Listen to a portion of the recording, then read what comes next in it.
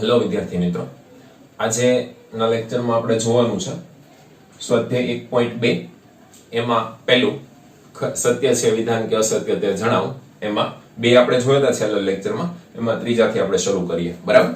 ચલો. દરેક વાસ્તવિક સંખ્યા એ અસમય સંખ્યા છે. દરેક વાસ્તવિક સંખ્યા એ અસમય સંખ્યા છે. આ વિધાન અસત્ય છે. દરેક વાસ્તવિક સંખ્યા એ અસમય સંખ્યા ન હોઈ શકે. કેમ? તો કે ભાઈ વાસ્તવિક સંખ્યાનો આપણે લિસ્ટ અમુક સંખ્યા લખે. વાસ્તવિક સંખ્યા ભાઈ વાસ્તવિક સંખ્યામાં તો 2, 3, 0.5, 4 બહુ બધી સંખ્યા આવે. બરાબર? પણ આ બધી સંખ્યા અસમય સંખ્યા નથી. અસમય સંખ્યા નથી. માટે કહી શકીએ આ વિધાન અસત્ય છે. એની પછી બીજું, એમાં શું દરેક ધન પૂર્ણાંક વર્ગમૂળ અસમય હોય છે? દરેક ધન પૂર્ણાંકનું વર્ગમૂળ અસમય હોય છે? જો ના, તો એવી એક સંખ્યાનું ઉદાહરણ આપો કે જેનું વર્ગમૂળ સમય હોય. બરાબર? આપણે છેલ્લે જોયું હતું કે ભાઈ દરેક વર્ગમૂળ કોનું વર્ગમૂળ અસમય હોય? તો કે ભાઈ વર્ગમૂળમાં 2 જેનું વર્ગમૂળ શક્ય ન હોય, વર્ગમૂળ 3. બરાબર? આ બધી સંખ્યા કેવી છે? અસમય સંખ્યા છે. પણ દરેકનું ન હોય, દરેક અસમય ન હોય. કેમ? તો કે એવું ઉદાહરણ આપીએ તો કે ભાઈ વર્ગમૂળમાં 4. વર્ગમૂળમાં 4 એટલે શું? 4 નું વર્ગમૂળ 2. વર્ગમૂળમાં 9. વર્ગમૂળમાં 9 એટલે 3. તો એવી પણ સંખ્યા છે કે જેનું વર્ગમૂળ શક્ય છે. બરાબર? તો દરેક ધન પૂર્ણાંકનું વર્ગમૂળ અસમય હોય છે? તો એનો જવાબ છે ના.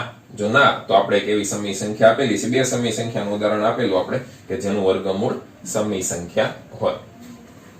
એની પછી વર્ગમૂળમાં 5 ને સંખ્યા રેખા ઉપર કેવી રીતે દર્શાવી શકાય? બરાબર? તો પહેલા જે આપણે વર્ગમૂળ વાળી સંખ્યાને સંખ્યા રેખા ઉપર દર્શાવતા હતા પાયથાગોરસના પ્રમેયની મદદથી, તેમાં કંઈક આવી રીતે હતું કે ભાઈ આપણે અહીંયા 0 લેતા હતા, પછી 1, અહીંયા આગળ જઈને થોડુંક 2, પછી 1 એકમ અહીંયા, એટલું જ માપ અહીંયા લેવાનું.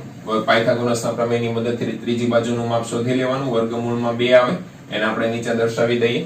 એની પછી √3 દર્શાવવું હોય તો આમાં જ આગળ વધવાનું. તો કેવી રીતે? તો કે ભાઈ એક કાટખૂણો અહીંયા લેવાનું, એને જોડવાનું આની સાથે, આ 1 એકમ લેવાનું. બરાબર? આ ત્રિકોણ બની ગયું. પાયથાગોરસના પ્રમેયની મદદથી આ ત્રીજી બાજુનું માપ શોધો એટલે વર્ગમૂળમાં 3 આવે. તો આને તમે અહીંયા સુધી લંબાવી દો તો વર્ગમૂળમાં 3 મળી જાય. આ તો વર્ગમૂળમાં 2, આ વર્ગમૂળમાં 3. એવી જ રીતે જો તમે આગળ જાવ હજી, બરાબર, હજી 1 એકમ અહીંયા કાટખૂણે તમે 4 લો, 1 એકમ લ્યો. બરાબર? તો આ જે છે એ મળે વર્ગમૂળમાં 4, અને વર્ગમૂળમાં 4 એટલે આપણને ખબર છે 2 એકમ. તો આને લંબાવો તમે આવી રીતના કાટખૂણે, તો અહીંયા આવે 2 એકમ સુધી. એવી જ રીતે અમારે વર્ગમૂળમાં 5 જોતું હોય તો હજી એકવાર આને લંબાવવું પડે. બરાબર? કાટખૂણે, અને અહીંયા જોડી દો. આ 1 એકમ લઈ લો તો આ ભાગ કેટલો આવશે? આ ત્રિકોણની ગણતરી કરીએ પાયથાગોરસના પ્રમેયની મદદથી, તો આ ત્રિકોણ આવે વર્ગમૂળમાં 5. આ બાજુનું માપ એને જોડી દો વર્ગમૂળમાં 5 એટલે લંબાવો એટલે પેલી બાજુ મળે. આવી રીતના કરી શકાય વર્ગમૂળમાં 5. અથવા તો બીજી એક રીત પણ છે. બરાબર? જે તમે કરી શકો છો એ રીત આપણે અહીંયા ગણીએ. આ રીત જે છે એ તમે જાતે પ્રેક્ટિસ કરજો. બીજું આપણે હમણાં કર્યું તો દર્શાવ્યું હતું એને આપણે વર્ગમૂળ કુંતલ પણ કહી શકીએ. બરાબર છે? વર્ગ પ્રવૃત્તિ દાખલા નંબર 4 માં આપેલી છે એ જ આ પ્રવૃત્તિ છે, અને વર્ગમૂળ કુંતલ પણ કહી શકાય. જોઈએ આપણે દાખલા નંબર 3, વર્ગમૂળ 5 ને કેવી રીતે સંખ્યા રેખા ઉપર દર્શાવજો. પહેલા તો એક સંખ્યા રેખા ડ્રો કરી દઈએ.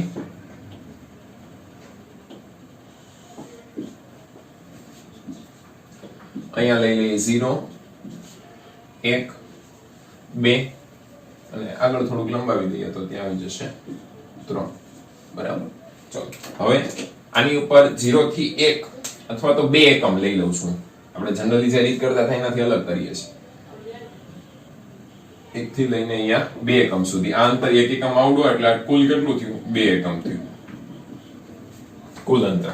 અને અહીંયા હું લઈ લઉં 1 એકમ જેટલું. એટલે હવે મને ખબર પડી જાય પાયથાગોરસના પ્રમેયની મદદથી કે આ જે કર્ણ મળશે આવડો એનું માપ કેટલું હશે? તો કે વર્ગમૂળમાં 5. કેમ? તો કે 2 નો વર્ગ 4 અને 1 નો વર્ગ 1, 4 ને 1 5, એટલે આનું માપ વર્ગમૂળમાં 5 મળે. પણ આપણે ગણતરી કરીને જોઈ લઈએ પાયથાગોરસના પ્રમેયની મદદથી. એ આ કાટખૂણો પડી જાય અને આપણે નામ આપી દઈએ B, અહીંયા નામ આપી દઈશું C. ચલો લખીએ, ગણતરી કરીએ. કાટકોણ ત્રિકોણ ABC માં પાયથાગોરસના પ્રમેય મુજબ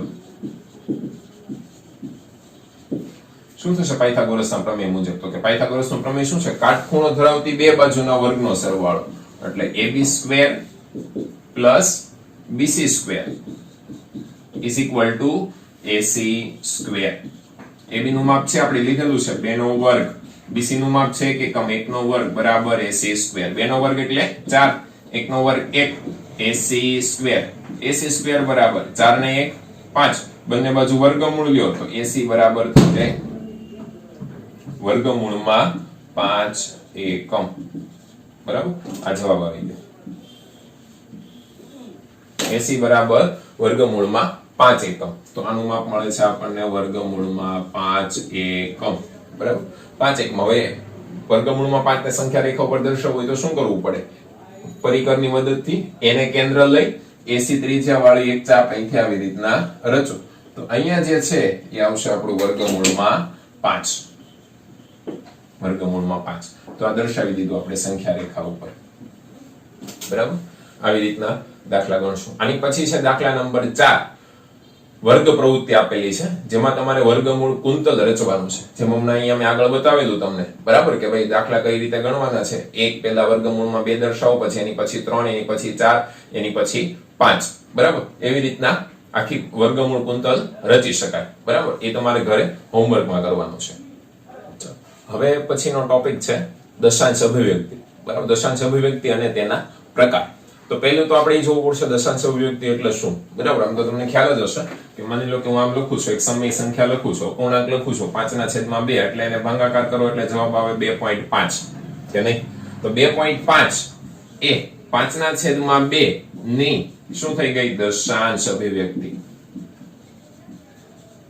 5/2 ની દશાંશ અભિવ્યક્તિ થઈ ગઈ. બરાબર, અથવા તો એમ લખું છું 1/100. 1/100 લખીએ તો આ તો સરળ છે, લખું 0.01, તો આ થઈ ગઈ એની દશાંશ અભિવ્યક્તિ. બરાબર, પણ ઘણીવાર તમે આવું પણ જોતા હશો, 1/3 લખો તો જવાબ શું આવે? 0.33333 આવી એન્ડલેસ, અને ક્યારે ખતમ થાય જ નહીં આ ભાગાકાર, આવા જ કરે. તો આ પ્રકારની દશાંશ અભિવ્યક્તિ અને આ પ્રકારની દશાંશ અભિવ્યક્તિમાં શું ફેર છે? તો કે અહીંયા જો 0.3 એટલે આને હું લખી શકું 0.3, અને રિપીટ જેટલા અંક થતા હોય એની માથે આપણે કરી દેશું આડો લીટો, એટલે એને આપણે વાંચીશું 0.312. બરાબર, આજે આડો લીટો આપણે કરીએ છીએ અને શું વંચાય? 0.312. બરાબર, ચલો તો હવે દશાંશ અભિવ્યક્તિ અને એના પ્રકાર જોવાના છે આપણે. પહેલું શાંત દશાંશ અભિવ્યક્તિ. શાંત દશાંશ અભિવ્યક્તિ કોને કહેવાય? તો કે ઉદાહરણ તરીકે હું લખું છું 5/2, તો એનો જવાબ આવે 2.5. 5/2 2.5. હવે જો અહીંયા 5 પછી કોઈ અંક આવતો નથી, અમુક અંક પછી અટકી જાય. બરાબર, કન્ટિન્યુઅસલી રિપીટ ન થયા કરે. 2.5 પછી અટકી ગયો, હવે આની પછી કોઈ અંક નથી. બરાબર, તો એને આપણે શું કહેશું? શાંત દશાંશ અભિવ્યક્તિ. શાંત એનો મીનિંગ એવો થાય ચોક્કસ, અમુક સંખ્યા સુધી જ, એની પછી નહીં. બરાબર, શાંતનો મીનિંગ થાય ચોક્કસ. શાંત એટલે અહીંયા લખી નાખીએ આપણે મીનિંગ કે શાંત એટલે ચોક્કસ. માની લો કે આવી રીતના કરીએ છીએ 5/2 એટલે જવાબ આવશે 2 દુ 4, 1 શૂન્ય મૂકીએ અહીંયા 2 પંચા 10. તો જો આમાં શૂન્ય આવી ગયું, છેલ્લે શેષ કેવી મળી? શૂન્ય. શૂન્ય શેષ આવે એટલે અહીંયા અટકી જાય, પછી આગળ વધી શકાય નહીં. બરાબર, તો આ પ્રકારની અભિવ્યક્તિ હોય એને આપણે શું કહેશું? શાંત દશાંશ અભિવ્યક્તિ. ચાલો હવે બીજો એક ઉદાહરણ લખીએ કે ભાઈ 1/10. 1/10 એટલે શું થઈ ગયું? 0.1, 0.525, બરાબર, 0.0004. તો આ બધી દશાંશ અભિવ્યક્તિ છે. કેવી અભિવ્યક્તિ છે? શાંત દશાંશ અભિવ્યક્તિ. બરાબર, એની પછી જોઈએ અનંત આવૃત દશાંશ અભિવ્યક્તિ. હવે અનંત આવૃત દશાંશ, આવૃત આ જે છે એનો મીનિંગ થાય અનંત સુધી, રિપીટ થયા કરવું, પુનરાવર્તિત થયા કરવું. પુનરાવર્તિત. આવૃત એનો મીનિંગ થાય પુનરાવર્તન થયા કરવું. અનંત સુધી જે વસ્તુનું પુનરાવર્તન થયા કરે, જે દશાંશ, એને કહેવાય અનંત આવૃત દશાંશ અભિવ્યક્તિ. ઉદાહરણ લઈને સમજીએ, જેમ કે 1/3, તો એનો જવાબ આવશે 0.333 અનંત સુધી. ટૂંકમાં ને આપણે લખશું 0.312. 0.312. ગણી જોઈએ એક દાખલો તો આપણને ખ્યાલ આવે. 1/3 3 એટલે ભાગ ચાલશે નહીં તો ઉપર મૂકવો પડશે 0 પોઈન્ટ અને અહીંયા મૂકી દઈએ 0 તો જવાબ આવશે 3 તેરી 9 10 માંથી 9 જાય તો 1 પાછું 0 3 તેરી 9 10 માંથી 1 જાય 10 માંથી 9 જાય તો 1 પાછું 0 3 તેરી 9 આમ ડોટ ડોટ ડોટ આવી રીતના અનંત સુધી નીચે ચાલ્યા કરશે ક્યારેય શેષ 0 થશે નહીં જેમ આમાં શેષ 0 થઈ ગઈ તેમ ક્યારેય આમાં શેષ 0 થશે નહીં સતત ચાલ્યા કરશે અનંત સુધી કેવું થશે આવૃત એટલે પુનરાવર્તિત થયા કરશે તો આ પ્રકારની દશાંશ અભિવ્યક્તિ હોય એને કહેવાય અનંત આવૃત દશાંશ અભિવ્યક્તિ બરાબર બીજો એક ઉદાહરણ લખીએ માની લો કે લખેલું છે 0.75 ડોટ ડોટ ડોટ આપણને ખબર છે કયો આંકડો આમાં રિપીટ થાય છે તો કે 75 છેક સુધી રિપીટ થયા કરે છે તો આને આપણે લખી શકીએ 0.75 નો 12 બરાબર તો એનો મતલબ એમ થશે 75 રિપીટ થાય છે માની લો કે કોઈ આંકડા એવા છે અહીંયા એરો આપી દઈએ 0.7222 એવી રીતના રિપીટ થયા કરે છે તો જો આમાં કયો અંક રિપીટ થાય છે તો 7 નથી રિપીટ થતા 7 તો એમ જ છે કયો અંક રિપીટ થાય છે બે વાર આંકને રિપીટ થયા કરે છે તો આપણે લખી દેશું 2 પણ હવે 12 કોની માથે કરશું જે અંક રિપીટ થતો હોય એની માથે જ ખાલી 12 કરવાનો છે તો કે બે વાર આંકને રિપીટ થાય છે આવું થાય છે તો આમ લખશું વંચાય ને 0.722 આવી રીતના આપણે એને લખી શકીએ તો આ પ્રકારની અભિવ્યક્તિ હોય એને કેવી અભિવ્યક્તિ કહેવાય અનંત આવૃત દશાંશ અભિવ્યક્તિ પછી છેલ્લે હવે જે સંખ્યાની દશાંશ અભિવ્યક્તિ શાંત હોય કે અનંત આવૃત દશાંશ અભિવ્યક્તિ હોય જે સંખ્યા રાખજો જે સંખ્યાની અભિવ્યક્તિ જે અપૂર્ણાંકની અભિવ્યક્તિ શાંત હોય કે અનંત આવૃત હોય એવી સંખ્યાને આપણે સમમેય સંખ્યા કહેશું એવી સંખ્યાને આપણે કેવી સંખ્યા કહેશું સમમેય સંખ્યા કહેશું સમમેય સંખ્યા આપણે જોયું તો ભાઈ સમમેય સંખ્યા હોય તો તેને p/q સ્વરૂપમાં દર્શાવી શકાય યસ તો કે જો 5/2 p/q સ્વરૂપમાં દર્શાવેલી છે 1/10 p/q સ્વરૂપમાં દર્શાવેલી છે એવી રીતના 0.525.004 ને પણ p/q સ્વરૂપમાં દર્શાવી શકાય કેવી રીતે આગળ જોશું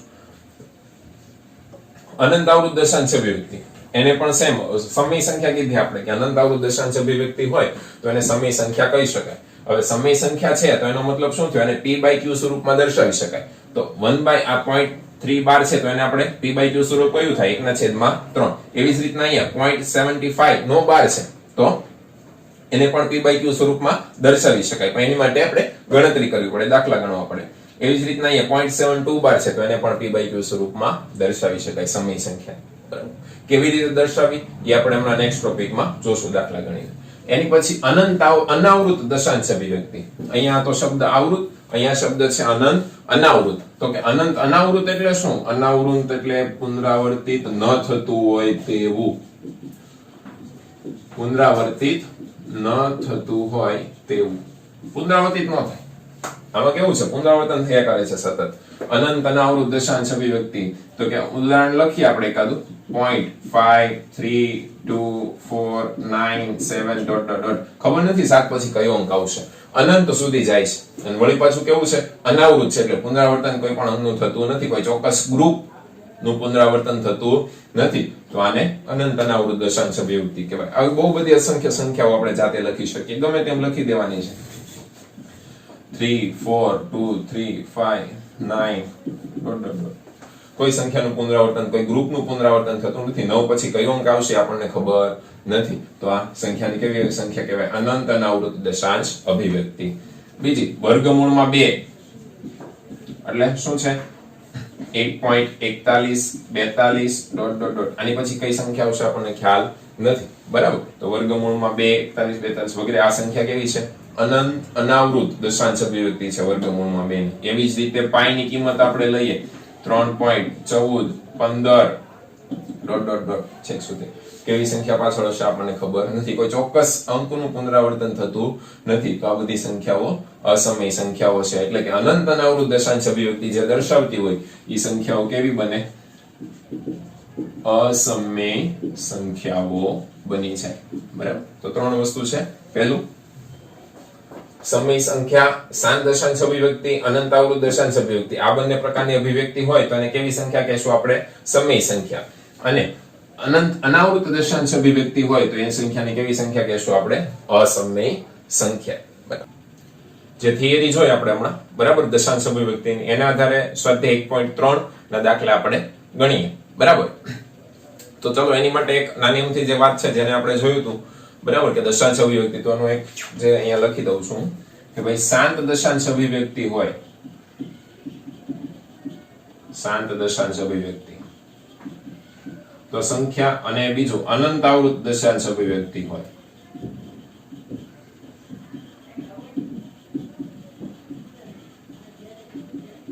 તો બંને કેસમાં સંખ્યા કેવી બનશે? સમય સંખ્યા બનશે. અનંત અનાવૃત હોય દશાંશ અભિવ્યક્તિ, અનંત અનાવૃત હોય તો આ જે છે સંખ્યા કેવી બનશે? અસમય બનશે, બરાબર. તો અભિવ્યક્તિ આપણે કોને કેવી અભિવ્યક્તિ કહેવાય જોયું છે લાસ્ટ ટાઈમ, એને પ્રમાણે આપણે દાખલા ગણી લઈએ. ચલો, પહેલું, નીચેની સંખ્યાઓને દશાંશ સ્વરૂપમાં લખો અને તે કેવા પ્રકારની દશાંશ અભિવ્યક્તિ છે તે લખો. ચાલો, 36/100. તો 36/100 એટલે એને કેવી રીતે લખાય? 0.36 ડાયરેક્ટ લખી શકાય, ભાગાકાર કરવાની જરૂર નથી. છેદમાં 10 હોય, 100 હોય, 1000 હોય કે શૂન્ય વાળી, જે એક ની પછી શૂન્ય વાળી સંખ્યા હોય તો ડાયરેક્ટ લખી શકાય. એનો જવાબ કેવા પ્રકારની અભિવ્યક્તિ છે? શાંત દશાંશ અભિવ્યક્તિ. કેવી અભિવ્યક્તિ છે? શાંત દશાંશ અભિવ્યક્તિ. આપણે જોયું હતું કે ભાઈ અમુક અંકો પછી પૂર્ણ થઈ જતી હોય સંખ્યા, તો એને કેવી અભિવ્યક્તિ કહેવાય? શાંત દશાંશ અભિવ્યક્તિ. 1/11. ચલો, 1/11, તો એનો આપણે ભાગાકાર કરવો પડશે. તો ભાગાકાર કરીએ આપણે. 1/11, ભાગ નહીં ચાલે, પોઈન્ટ લેવો પડશે, 0, બરાબર. 11, 10, તો હજી ભાગ નહીં ચાલે, હજી એક શૂન્ય લેવું પડશે, તો એ શૂન્ય પાછું ઉપર પણ મૂકવું પડે. ચલો, હવે ભાગ ચાલશે. 11 × 9 = 99. 100 માંથી 99 તો જશે 1. 11 વડે ભાગ નહીં ચાલે, એક શૂન્ય આપણે મૂકી શકીએ આમની જ. જો હજી ભાગ નહીં ચાલે 10 વડે, તો હજી એક શૂન્ય લેવું પડે. હજી એક શૂન્ય લઈ તો એનું શૂન્ય પાછો ઉપર મૂકવો પડે. પાછો ભાગ ચાલે. 11 × 9 = 99. 100 માંથી 99 જાય 1, પાછો એક શૂન્ય મૂકીએ, પણ 10 વડે પાછો ભાગ નહીં ચાલે. 11 વડે 1 વડે, તો શું કરશું? પાછો એક શૂન્ય, પણ હવે જો વધારાનો શૂન્ય મૂકે તો એ શૂન્ય પાછું ઉપર મૂકવું પડે. પાછો ભાગ ચલાવીએ. 11 × 9 = 99, બરાબર. તો 100 માંથી 99 જાય તો 1. આવી રીતના ક્યાં સુધી ચાલ્યા કરશે? છેક સુધી આ વસ્તુ રિપીટ થયા કરશે. અહીંયા આવ્યા કરશે 090909 છેક સુધી આવ્યા કરશે, બરાબર. તો એનો મતલબ એમ થયો 1/11 બરાબર 0.090909 તો અને આમ લખી શકાય 0.0912. કેવી અભિવ્યક્તિ થઈ? અનંત સુધી જાય છે, તો કેવી અભિવ્યક્તિ થઈ? અનંત. અને વળી પાછા રિપીટ થાય છે. કોણ રિપીટ થાય છે? 0909 રિપીટ થાય, તો આને કહેવાય અનંત આવૃત દશાંશ અભિવ્યક્તિ. અનંત આવૃત દશાંશ અભિવ્યક્તિ, બરાબર. પછીનો દાખલો, 4.1 અષ્ટમાંશ. તો 4.1 અષ્ટમાંશ ને પહેલા તો આમ લખવું પડે, પૂર્ણાંક અપૂર્ણાંક સ્વરૂપમાં. 8 ચોક 32, 32 + 1 એટલે 33/8. આનો ભાગાકાર કરીએ આપણે. 33/8. 33/8 કેટલા વડે ભાગ ચાલશે? 8 ચોક 32. 33 માંથી 32 જાય તો આવશે 1. શૂન્ય લઈએ, અહીંયા 1 આવી ગયો એટલે આગળ ભાગ નહીં ચાલે, તો શું કરવું પડશે? પોઈન્ટ લેવો પડશે. તો અહીંયા એક શૂન્ય મૂકી દઈએ. 8 × 8, 10 માંથી 8 જાય 2. પાછો એક શૂન્ય લઈએ. 8 × 2 = 16. 20 માંથી 16 જાય 4. એક શૂન્ય લઈએ. 8 × 5 = 40. શેષ કેવી આવી ગઈ? શૂન્ય આવી ગઈ. હવે આગળ ભાગ ચાલશે નહીં. તો 4 એકાંશમાંશ ની દશાંશ અભિવ્યક્તિ કેવી આવે છે? તો કે 4.125. 4.125. જો તો 125, 5 પછી કોઈ અંક આવશે, અટકી ગયો અહીંયા, બરાબર. તો આ કેવી અભિવ્યક્તિ થઈ? શાંત દશાંશ અભિવ્યક્તિ. તો અભિવ્યક્તિ થઈ શાંત દશાંશ અભિવ્યક્તિ. શાંત દશાંશ અભિવ્યક્તિ. ચલો, એની પછી આપણે જોઈએ 3/13. તો 3/13 3/13, બરાબર.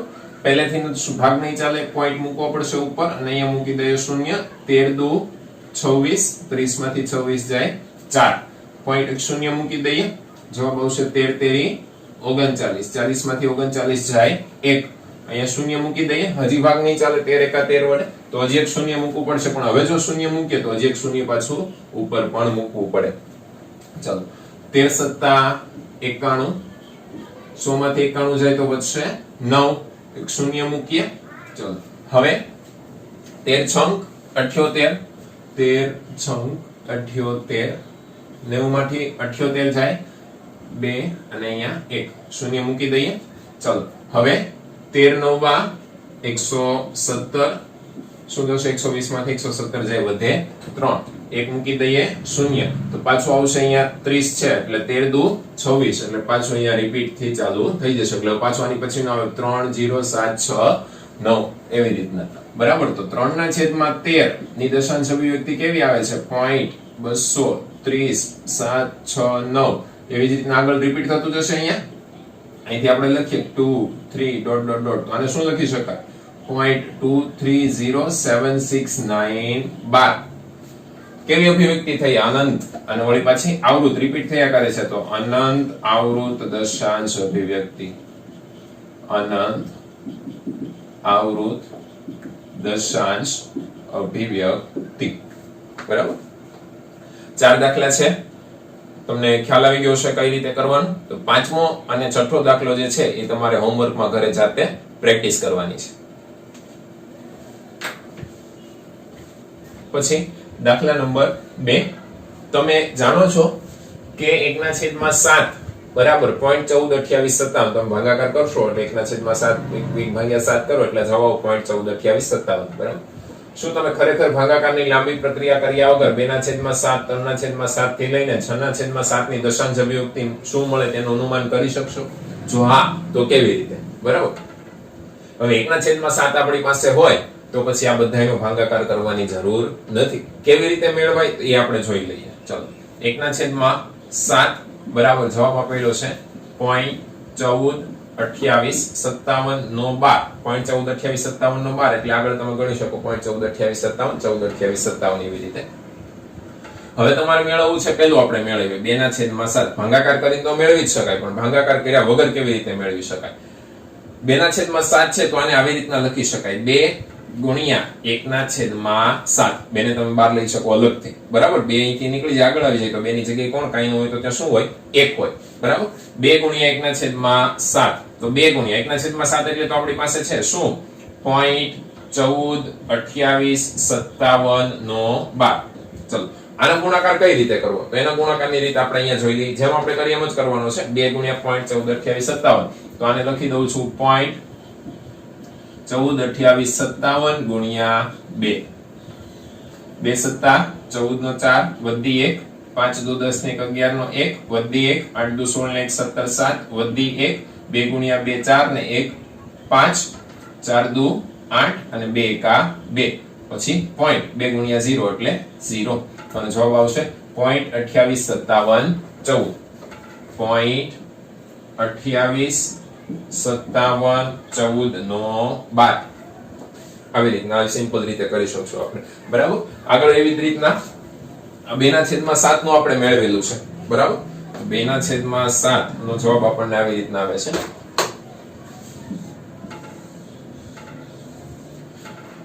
આવી રીતના 3/7 મેળવીએ. ચાલો 3/7. હવે 3/7 એટલે આને શું લખી શકાય? 3 ગુણ્યા 1/7. 3 ગુણ્યા 1/7 એટલે શું? તો કે 0.142857 આપણને આપેલું છે. 0.142857 નો 12. ગુણાકાર કેવી રીતે કરશો? ડાયરેક્ટલી કરી શકો આવડતો હોય તો. બરાબર, આવી રીતના લખી દઈએ આપણે 0.142857 ગુણ્યા 3 આખાના છેદમાં 7 તેરી 21 નો 1 વધી 2, 5 તેરી 15 17 1, 8 તેરી 24 ને 25 2, 3 દુ 6 6 ને 2 8, 3 ચોક 12 બગડો વધી 1, 3 એકુ 3 ને 1 4. પોઈન્ટ 3 ગુણ્યા 0 એટલે 0. જવાબ કેટલો આવશે? 3/7 બરાબર કેટલો જવાબ આવે છે આનો?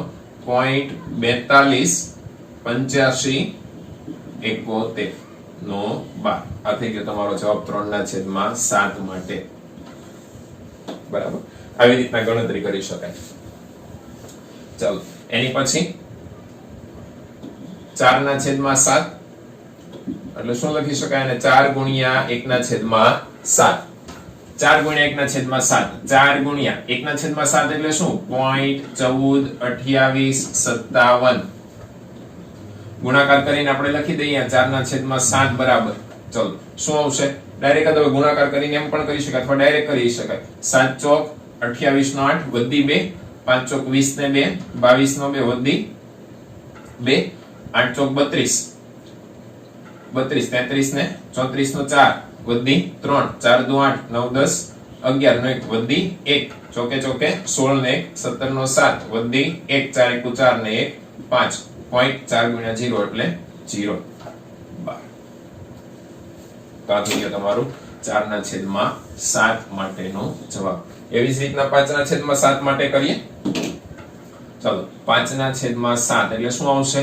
5 ગુણ્યા 1 ના છેદમાં 7, 5 ગુણ્યા 1 ના છેદમાં 7 એટલે 0.1428 અને 57 નો 12.